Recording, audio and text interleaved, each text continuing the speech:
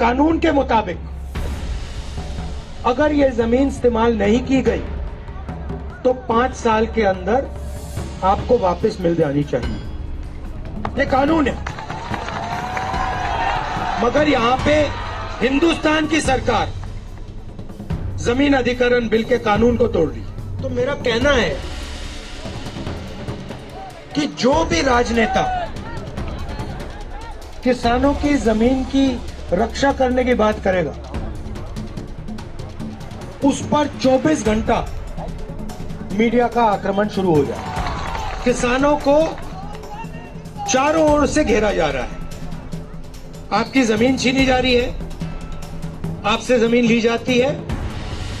अदानी जी जैसे बड़े बड़े उद्योगपतियों को फ्री में तोहफे जैसे गिफ्ट में दी जाती है। अजीब सी बात है, मगर अरबपतियों के 14 लाख करोड़ रुपए कर्जा माफ हो सकता है। माल्या का कर्जा माफ हो सकता है, अदानी का हो सकता है, इन सब का हो सकता है, मगर किसानों का कर्जा माफ नहीं हो सकता। तो मेरा कहना है कि जो भी राजनेता किसानों की जमीन की रक्षा करने की बात करेगा उस पर 24 घंटा मीडिया का आक्रमण शुरू हो जाएगा। सही बात है। अब यहां पे ये आपका एसएसबी का है। कानून के मुताबिक अगर ये जमीन इस्तेमाल नहीं की गई तो 5 साल के अंदर आपको वापस मिल जानी चाहिए। ये कानून है। मगर यहां पे हिंदुस्तान की सरकार जमीन अधिग्रहण बिल के कानून को तोड़ रही है। तो मैं ये आपके लिए जरूर पार्लियामेंट में उठा सकता हूं। मैं ये गारंटी नहीं दे सकता हूं कि मोदी जी उसके बारे में कुछ करें ना करें, मगर मैं आपके लिए उठा तो सकता हूं। और मैं आपको आश्वासन दे सकता हूं कि अगर हमारी सरकार आएगी तो एकदम ये जो आपका काम है हम करके आपको दे देंगे। किसानों को चारों ओर से घेरा जा रहा है। आपकी जमीन छीनी जा रही है, आपसे जमीन ली जाती है। अदानी जी जैसे बड़े बड़े उद्योगपतियों को फ्री में तोहफे जैसे गिफ्ट में दी जाती है। दूसरी तरफ से खाद, बीज, इन चीजों में आपसे आप पर दबाव डाला जाता है, आपसे पैसा छीना जाता है। और फिर नरेंद्र मोदी जी ने सबसे बड़ा काम करने की कोशिश की। वो 3 कानून ले आए, काले कानून ले आए, और जो आपका था वो आपके नाक के सामने उन्होंने छीनने की कोशिश की। अच्छी बात है कि देश के सारे किसान खड़े हो गए और वो पीछे नहीं हटे।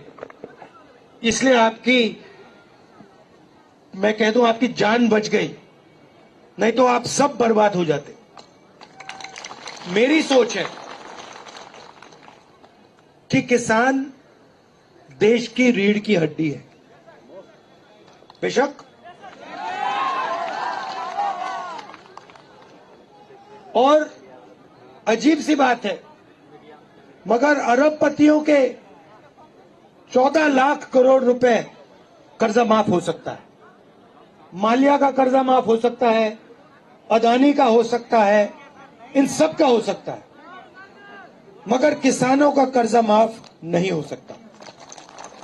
आपने क्या गलती की है? ठीक है, अगर किसी का माफ नहीं करना, अगर किसान का कर्जा माफ नहीं करना, तो फिर उनका भी नहीं होना चाहिए।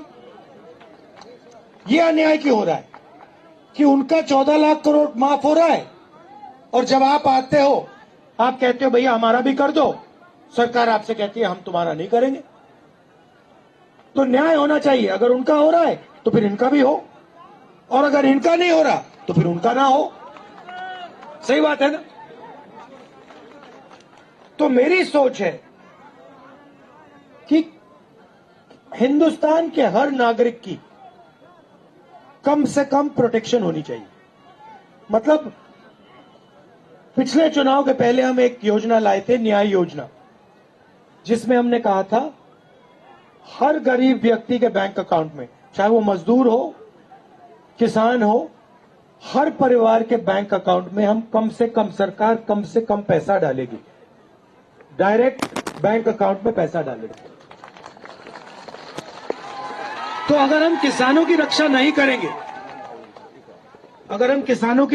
करेंगे, चाहे वो एमएसपी की बात हो, कर्जा माफी की बात हो, सही दाम दिलाने की बात हो, अगर किसान को यह नहीं लगेगा कि देश की सरकार हमारी रक्षा कर रही है, तो देश आगे नहीं बढ़ सकता है।